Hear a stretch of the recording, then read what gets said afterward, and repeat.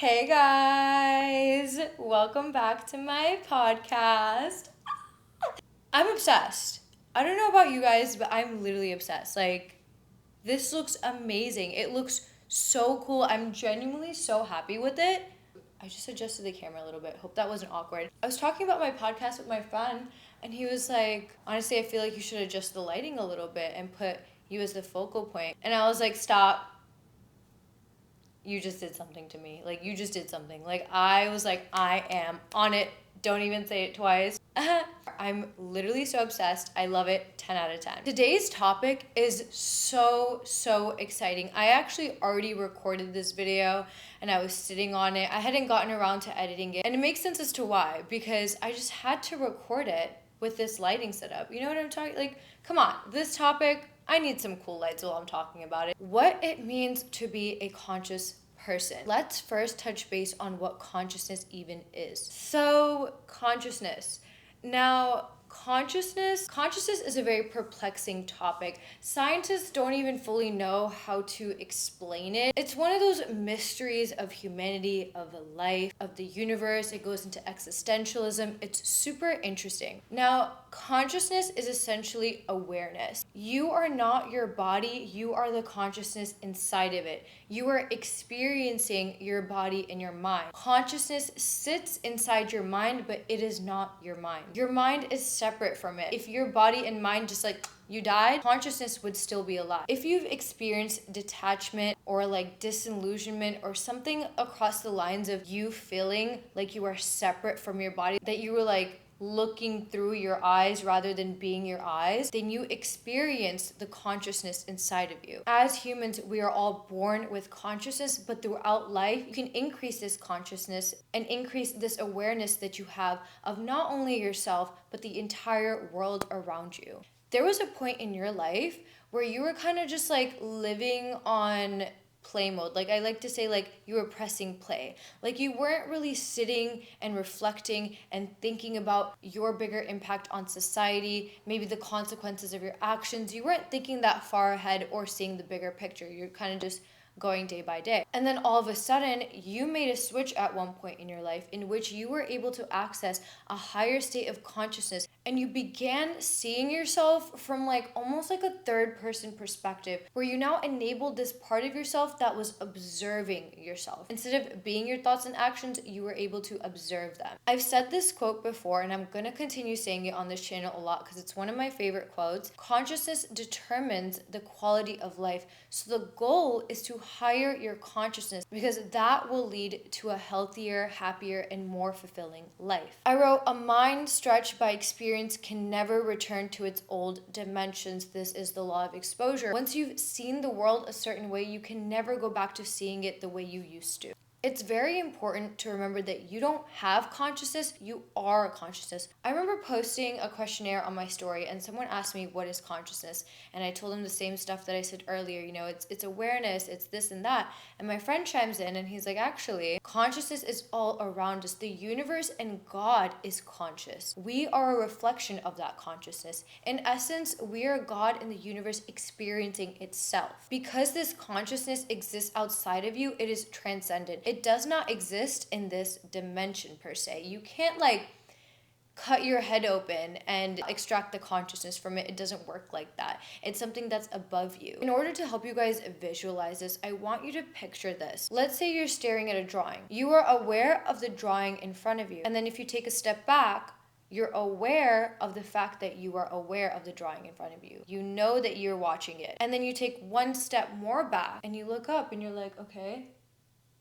who's watching me? If I'm the image, then who is the consciousness being aware of it? Where does that consciousness come from? And that is what baffles scientists, and they're all confused and they're like, what is this? What is that?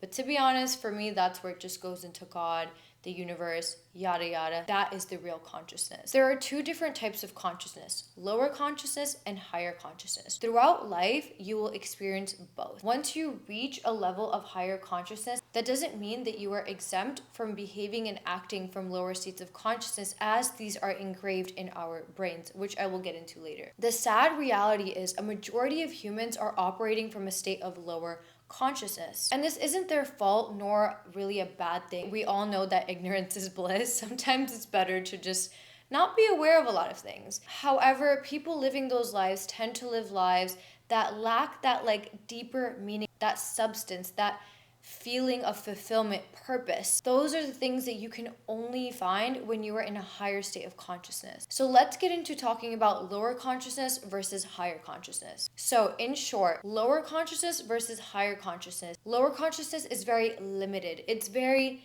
me. It's very egocentric, body-centric. You're only thinking about yourself, your own survival, yada yada. Higher consciousness is you're thinking of the world around you, everyone, the bigger picture. It's me versus we. It's from being in the festival amongst everyone else to being at the very top of the Ferris wheel, seeing everything. From a limited point of view in which you can only think of yourself to an all-encompassing point of view, more soul-centric, lower consciousness. Now, when you are in a state of lower consciousness, you are behaving from your reptilian brain. This is the oldest part of your brain. It is like the animalistic primal side of your brain. The reptilian brain is super, super interesting. It contains the information that has been passed down centuries upon centuries upon centuries, all the way down to the first person in your lineage. These are psychological patterns, stored genetic makeup. So there's that side of your brain, and this sits kind of more in the unconscious, where you don't really understand why you're reacting a certain way, you just feel the need to do it. Behaving from a place of lower consciousness is only thinking about yourself, your survival, your success. It's a narrow perspective of reality. It lacks thought,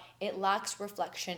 It's just very impulsive. Traits include impulsivity, agitation, nervousness, worrying, fretting about the details, panic, fight or flight mode. As you can imagine, these are all very like animalistic traits, like primal traits that animals have. Animals don't got the time to be sitting and thinking in leisure, at least not the ones in the wild. Cats, domesticated cats, that's all they do, okay? But I'm thinking about like tigers, lions, snakes, all of them. They're out there living. They're all functioning from like a lower state of consciousness. You know what? I can't even fully say that because I don't know if all those animals are doing that. We don't know how wise these animals are. We don't know how conscious they are. I feel like cats know something. I think about cats, I'm like, they know something we don't. They know something we don't. It's really not hard to like pick out people who are existing from a state of lower consciousness. And it's not a bad thing, like I said, but it's very obvious, okay?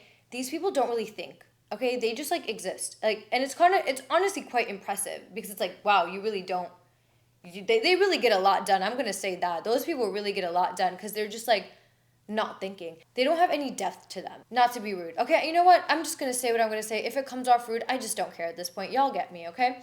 They just lack depth. They lack purpose. They're not very insightful. They're not very interesting. They're very predictable. You just kind of know what they're going to think and what they're going to say. They're just like lacking that uniqueness. I would also argue that a lot of people who are trapped in like 9-to-5s or have been institutionalized their whole lives, they're forced into that lower state of consciousness because society, now I sound like a conspiracy theorist, but this is just true, you guys. Get with the program. Society, the government, whatever it is, the matrix, wants to keep everybody in a lower state of consciousness because when you are in that state of consciousness, you are easier to control. You're not thinking for yourself. You're not thinking of the bigger picture. You have a limited perception of reality. So it's like, you don't really think that you can accomplish much, to be honest. You're like, people feel like they have to rely on the government or other people in order to get what they want. They don't have like that power to them. You know what I mean? That like, that feeling of divination, that there are infinite realities and infinite possibilities of what you can become, yada yada. Those are all things of a higher consciousness. And if you have a higher consciousness and you try to explain the way that you think and the way that you see reality to someone who has a lower state of consciousness, they're never gonna get it. They're gonna think you're a nut job. They're gonna think you're insane. That happens to me all the time. That actually happens to me all the time. There are people I meet that are like, I'm on the exact same wavelength as you, baby. I see you. I get you. We see each other. And then there's people who literally think I belong in a mental hospital. You know what I'm saying? People who are in a lower state of consciousness, they're very like NPC. They just very much so act like robots, Whereas people in a higher state of consciousness, they have a mysticism to them. They're like ethereal. Like they don't it's almost strange. Like when you meet these people, you just like, whoa, you go off into a different world because you're vibrating at a higher frequency when you're around someone that has a higher sense of consciousness. It's really insane to witness. I remember this one girl that I met and I told her, and I'm like, I feel like I'm on shrooms whenever I speak to you, whenever I'm just around you in your bubble. Cause she's like, she's just vibrating at such a higher frequency. Like she's on a different wavelength. You know what I'm saying? And back then I was in a lower state of consciousness. So it really impacted me. And people in lower states of consciousness really don't process or think about things. Like if you've ever gotten into an argument or a situation with somebody and you're like, why would they do that? I genuinely cannot figure out the logic behind that. It's because they're just operating from a lower state of consciousness, baby. They're not even thinking about that stuff. You are seeing things in a different way. You know this one quote that I really love that I see everywhere on the internet? What is it? I literally can't remember. People can only see as far as their perception allows them to. So you, let's say you're somebody with a higher state of consciousness, you might be seeing something within someone that they can't even perceive themselves, which is literally the scariest thing ever. And I go through this a lot where I'm like, oh my God, this person doesn't even see it yet, but they will one day. I pray to God that they do, because it's usually something that's hurting them. And you know what? Everyone's journey is different. You might reach a higher state of consciousness very early on in your life, like I did, where I reached it in my 20s. I met a girl that that reached it literally when she was like 12. And then there's some people who don't reach higher states of consciousness until they're like 63. And that's fine too. It's all about your journey and your path, and everyone's is different. Next, let's get into higher consciousness. Higher consciousness comes from behaving through your neocortex, the newest formation in our brain. This is where imagination, empathy, creativity, thought, learning, all of this lies. This part of our brain separates us from other mammals. This is where impartial judgment lies, where you can just really sit there and reflect on all the meanings of life. When you are operating from a higher state of consciousness, it means you are operating from empathy, lack of ego. You are thinking of others and society through understanding. You are seeing negative traits in people as symptoms of hurt. You are aligning yourself with the feeling of love, with the feeling of joy, abundance. You are vibrating at a high frequency, and you are just like this, I like to see it as like an animated person. Like I said, mystical, like transcendent. Like you literally become somebody that takes people from like the lower state of conscious, the material world, to like something higher than them. It's honestly insane. So what happens when you reach a higher state of consciousness? Like what's the point in all of this, and why is it so important? The first thing, things don't affect you the same way anymore. This one is so crazy to me because things don't affect you in the same way anymore in a few ways.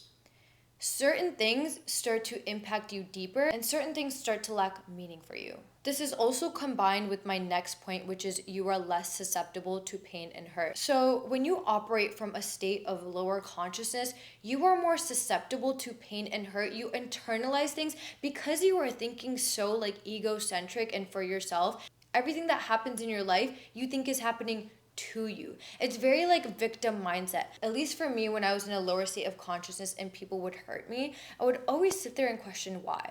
What did I do to deserve this? Why were they hurting me? Why is this? Why is that?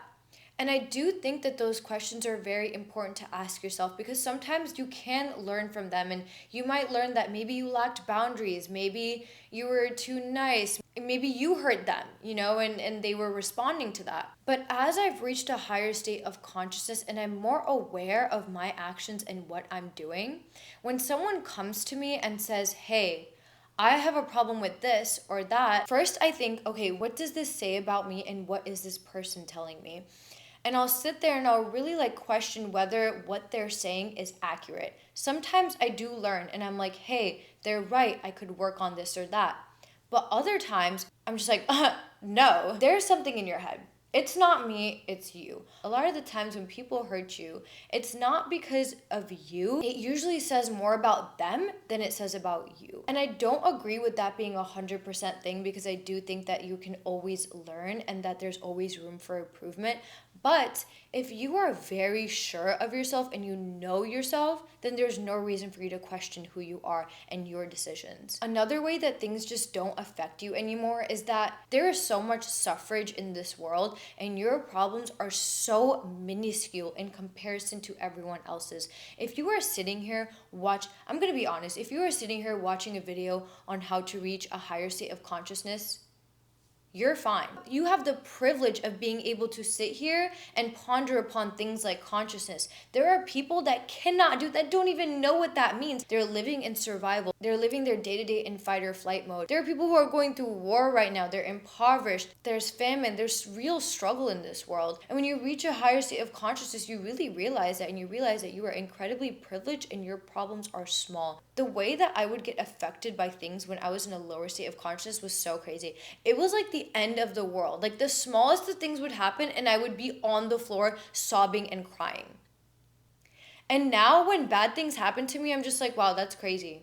Like I'll let my emotions run their course because I do get pretty upset about things. I am pretty sensitive inside. But I know what is okay to be upset about and what isn't. The other day, I forgot my purse in Sweetgreen. When I realized this, I literally went into a mode of shock and I was like, there's no way I did that. I really started panicking. And then I just sat there and thought to myself, I was like, okay, what if it is lost? What's gonna happen? Okay, maybe I lost a couple of my lip glosses. Maybe I lost my expensive wallet. Whatever. It's just material.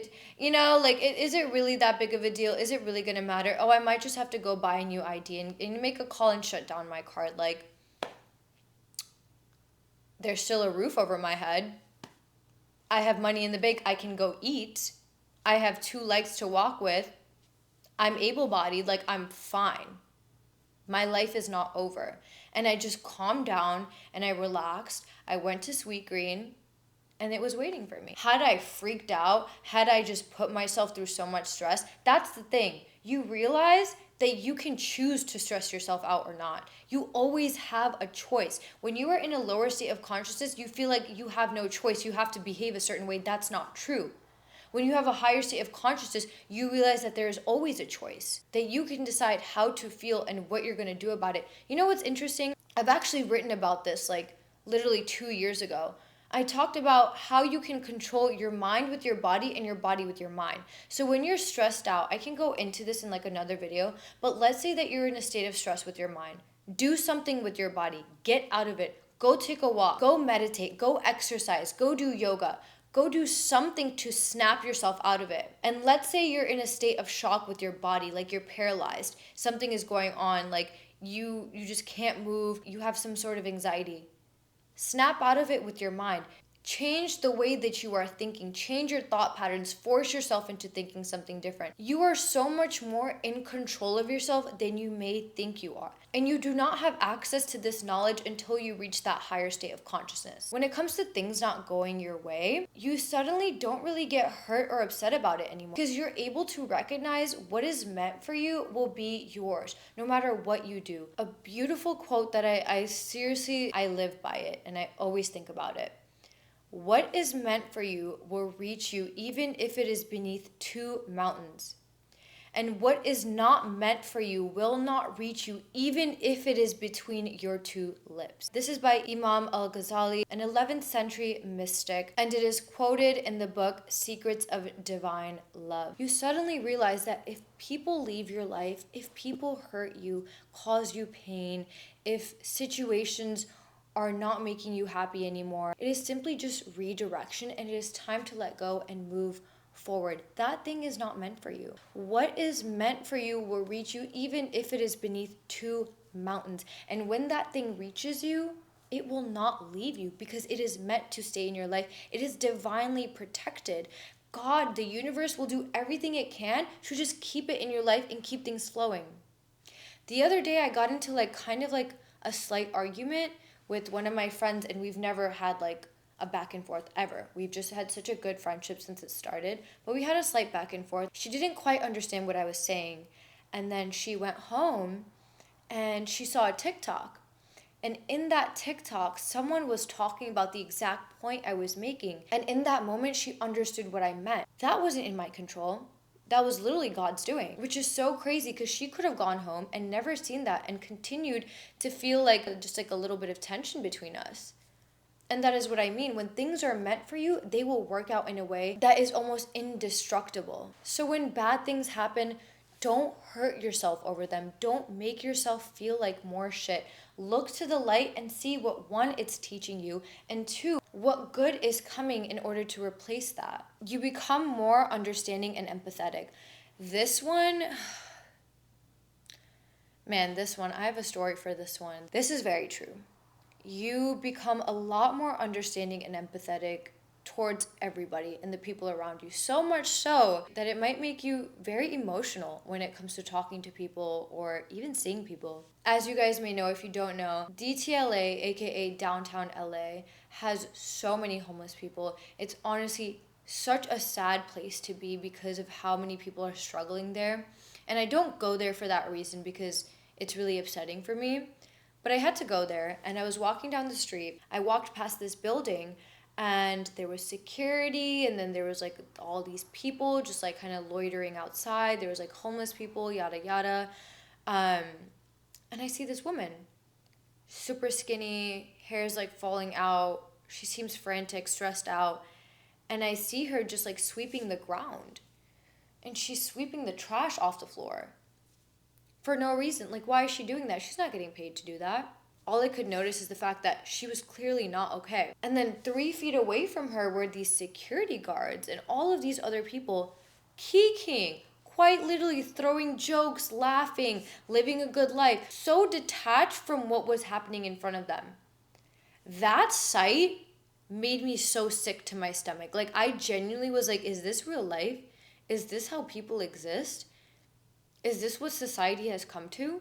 I was asking all these questions, and I walk past her, and I just like freeze, and I stop in place, and I'm like, I'm just gonna be the same as them. I'm judging these people for not being there for this woman, and I'm gonna do the same thing. I'm just gonna walk past her. I stop. I literally freeze, and I frantically like open my purse, and I find $5, and I'm like, I'm just gonna go give this to her. And I go up to her, and I hand her the money, and what happened I'm still super emotional about this stuff, but what happened next is literally like engraved into my head, like the look on this girl's face. She looked like I gave her a brick of gold. $5, you guys, $5. In that split second, I realized that no one in God knows how long had ever taken care of this woman or showed her any ounce of compassion, empathy, or love. If she had even seen that a little bit, she wouldn't have acted so shocked by my gesture, but she was so taken back. She was like at loss for breath. She just started frantically thanking me, saying, God bless you, freaking out. I was already in this state of like, I had a lump in my chest, but seeing her reaction, I couldn't even like utter the words like, it's okay. Like, I just look at her and I walk away. I don't even walk, I jog, I run. I run back to my car, my friend's waiting, I shut the door and I just sob. I let it all out, I let out the tears, and I'm literally sobbing from the bottom of my chest. I'm crying my eyes out and I'm telling her what happened, and I'm like, how can another human go through that? I couldn't believe the whole situation was so perplexing to me, and one of the most perplexing things was how I was reacting to it and how much I was crying. Like, I was crying and hurting so much that my friend starts sobbing in the same exact way that I am. We both sat there sobbing when no one had hurt me, but off the sheer fact that I had sensed what this woman was going through, and I was able to understand her so much so that I became her in a sense. That I felt her desperation, and I also felt her gratitude for my gesture in that moment. It was the most insane experience, and I sat with myself and I was genuinely grateful. I was so grateful that I had that sense of humanity in me that those people that were 3 feet away from her could not even bring out if they tried their best. They had desensitized themselves to that so much so that it ceased to exist in them, which was honestly so sad and scary to witness. And yes, it was very painful. And yes, it's not easy being that sensitive, but it is such a gift, and it is so beautiful to have that because it gives you the ability to understand humans and what they go through. It doesn't matter whether I make millions of dollars tomorrow, I'll still have that in me. That is what is like priceless to me. That is what is valuable. And that goes into my next point, where it's you release your ego, your need for materialism, status, or recognition. You realize that while those things are exciting and may make you feel accomplished or whatever, they don't matter. They're not real. It's all a construct of your mind. Status, recognition, and materialism is all for you. If a person needs that so much, it is because they are not fulfilled or happy with where they are at. They are not content with the simple things in life. They are not content with less. When you are content with less, you have the whole world in your hands. If you can appreciate the petals on a flower, or the color of the grass or the sky, you have the whole world in your hands. There's so much beauty in the world for you to witness. However, there are people that have all the jewels in the world. They have millions of dollars, the nicest, the newest things, and they cannot even appreciate them. Do you think that they can see the beauty in petals of a flower? Fuck no.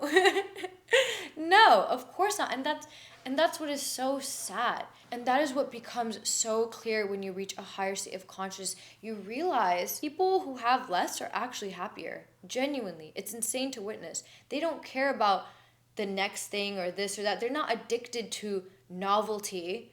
They're just happy with where they're at. They're content. And in that, the world becomes infinite to them. They just have access to so much. When you release this constant need of like status, recognition, money, materialism, like all of these things, you begin to enjoy things in a deeper sense. You're able to like take the superficiality away and just see the depth in everything of life. It is honestly so beautiful to experience. When I reached a higher state of consciousness, I found a love for music that I never had before. I was able to perceive it so much deeper. I saw music not as just something that was playing and I could hear it, but as an art that another human created, cultivated, a reflection of their energy and their experiences and what they've gone through. It became poetry to me. It became something that transcended me, that took me to a different world. That wasn't just sound. It was like magic, literal magic. I began to see art differently, fashion. Your mind opens up and you think about things in such a more complex way. And if you are vibrating at a high frequency in a higher state of consciousness and you are happy, you create more reasons to be happy and you find more reasons to like enjoy things. You're like, "Oh my God, I love life." Honestly, I'm someone who's addicted to life. Like I genuinely love living. Like when people come to me, they're like, "Isha, you just love being alive." Like, I'm like, hell yeah. I wake up and I'm like, oh my God, another day, God bless. And guess what? It wasn't like that the majority of my life. Honestly, the majority of my life, I would wake up and dread being alive. It was really hard for me to go day to day. It took a lot to get to the point that I am, but shout out to this higher state of consciousness. It's seriously changing my life for the better, and it will do the same for you as well. So remember when I said when you're in a lower state of consciousness, you're just thinking about yourself and you're not really doing anything that's like actually like deeply fulfilling or has real purpose?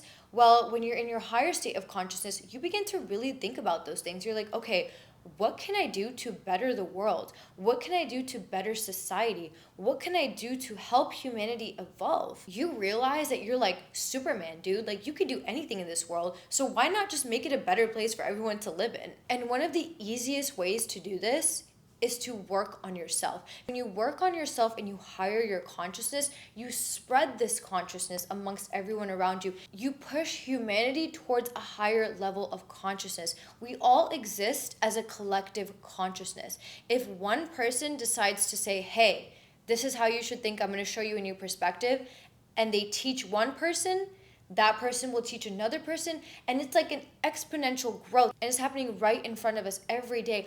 Our society has shifted in consciousness like that. It was like instant.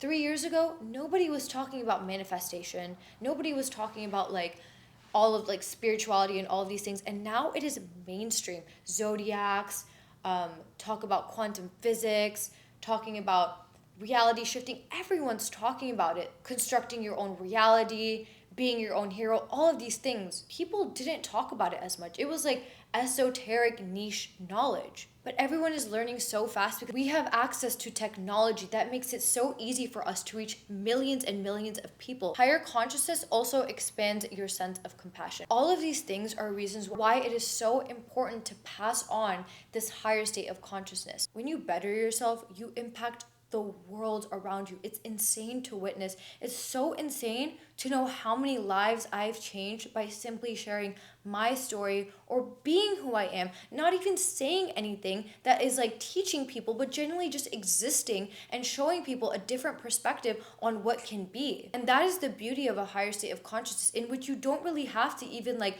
exert yourself in a way where you're trying to change people's lives. You're just simply existing and being an example, and that itself makes such a huge impact. Oh my god, I'm so tired, you guys. I'm literally so exhausted. It's like not even funny how tired I am right now. Now that you guys understand consciousness and why it is so important to reach a higher state, let's talk about how to increase consciousness. So this is pretty interesting. Transcendence and higher states of consciousness usually arise when humans undergo an extensive amount of pain, struggle, trauma, etc. Have you ever met somebody who went through like a near-death experience and came out a completely different person? Like might have started becoming really spiritual and religious, believing in God, the afterlife, yada yada. That is because they reached the darkest pits of humanity and quite literally had to reach a higher state of consciousness in order to pull themselves out of it. Consciousness is transcendence. It requires you to think bigger, higher, more above than what you are in the ground in the material world. If you are living on the surface, sometimes you need something that literally shocks you into a realm of thinking that forces you to see things deeply, very deeply. Honestly, I've been traumatized so severely by the people in my life. And honestly, I've forgiven them. I've forgiven them. Honestly, I thank them. I really do thank them, because they were able to open up my mind and help me perceive something that I never would have seen. Through my efforts in trying to understand why they would do such a thing to me, what that meant to me, asking myself all these questions, asking yourself questions, reflecting, thinking is what's going to higher your state of consciousness, because it will help you find answers and become more aware. One of my good friends always says this, and she says the answers are within you. They're always within, and she's so 100% right. You don't need to go to someone else to figure out the truth. Just sit there and think. Just reflect, and I promise it will come to you. You cannot perceive people deeper than you perceive yourself. You need to be able to perceive yourself deeply in order to perceive the world deeply.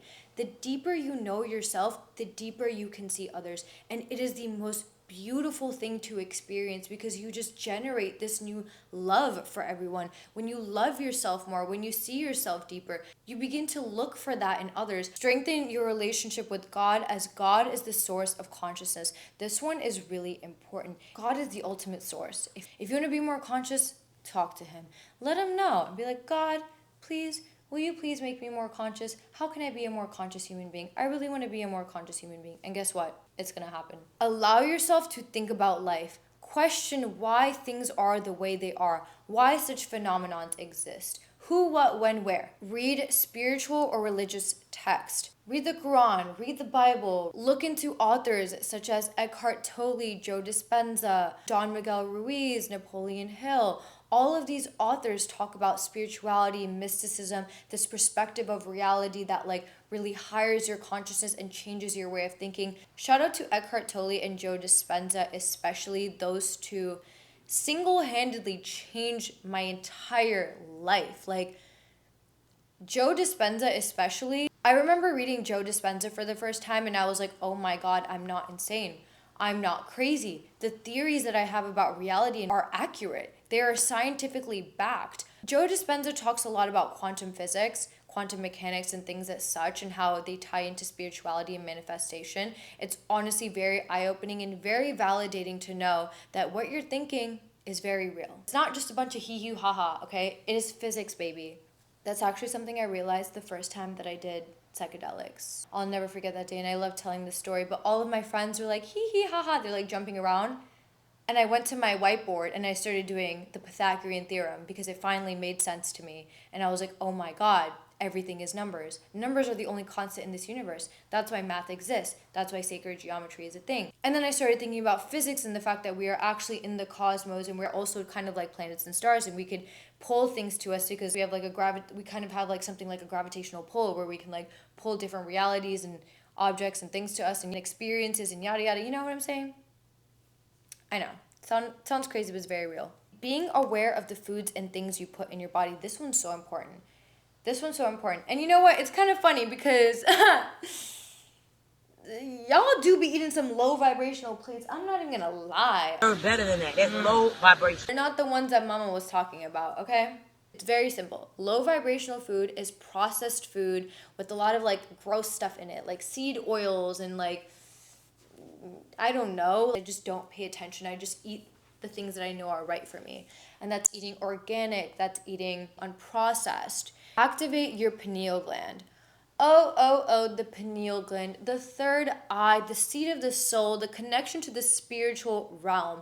This, I can make a whole video on the pineal gland, why it's so important and how to access it. But in short, you can activate it through meditation, breathing practices, visualization, and psychedelics like mushrooms. Though that is like the last resort. I don't think that everyone should do them, contrary to popular belief of me, because for 2 years of my life, I was frantically running around and telling everyone close to me that they had to do shrooms, which I had a good point, but it comes to everyone when it needs to. Avoid fluoride. Oh my God, I have a story for this. Now, the reason why you should avoid fluoride is because it calcifies your pineal gland. And calcification is basically this process that your body does in which it like encapsulates something into a hard shell. So I was kind of like against the anti-fluoride wave, and I was like, it can't be that big of a deal, babe. Like, I am the pineal gland. Like, I am the connection to God and consciousness. Like, what do you mean? You know what I'm saying? And fluoride is actually really good for your teeth. Like, it keeps you cavity free and stuff like that. And I wasn't using fluoride and I started getting cavities and it was like not good. So I started using fluoride again. And then I remember when I woke up and I tried to brush my teeth one day, I pressed the button on my electric toothbrush and it didn't work. And I was like, what? That's weird. I look at the button and the plastic had a hole burned through it. The fluoride had burned through the plastic button and was interfering with the electric whatever the heck was going on in my toothbrush. It literally tapped into the technology and stopped it from working and burned through the plastic. I was putting this stuff in my mouth. And it had just been touching that tooth. Like, I had just gotten that toothbrush a couple months ago. I had been using fluoride my whole life. What was it doing to my insides? Like, I genuinely was like, no way. This was a sign from God, and I completely stopped using it. Instead of using fluoride, try to get a toothpaste that has like peppermint oil in it. That's really good for cleaning your teeth. And also do oil pulling. This has like taken up the world by a storm. If you don't know about it, girl, you are late. Coconut oil pulling is really good for your teeth. Everyone's been buying that like one product on TikTok. I'm not giving nobody a free shout out, but you can look into that. Just type in oil pulling for your teeth on Amazon or TikTok and it'll all come up. Listen to frequencies, meditate, get yourself in a healthy state. Don't listen to like music that's just filled with like bad lyrics and like things that just aren't the vibe. You know what I mean? Like, you want to fill your mind up with good things. The way I see myself is like an avatar. I'm like, okay, if I just put a bunch of interesting, smart thoughts and good vibes into this avatar's brain and surround it with that, then it's just going to become that. And that's the truth. That's literally what happened. So stick to doing that. Once you come into the awareness of things, you got to start living that life, or else you're going to go into some sort of cognitive dissonance where your body and your actions aren't aligning with your mind and your thoughts. And that's a very stressful place to be in. It honestly like creates this like insecurity, unsureness, confusion. It's like self-sabotage at that point. Ugh, I'm dead. I don't even want to tell you guys what time it is right now because it's actually ridiculous. We have finally made it to the end of this video. If you have made it to the end, baby, this was a whole lot, but I know you learned so much from it, and I know this is going to change your life in some way, shape, or form, and I'm so happy that you made it this far. I truly just, I wish I could just grab you and give you, I just want to squeeze you and give you a kiss. Mwah! Thank you guys so much for watching my video. As always, if you guys have any questions, concerns, or comments, please don't be afraid to leave them down below, and I'll get to them as soon as I can. Till next time, mwah!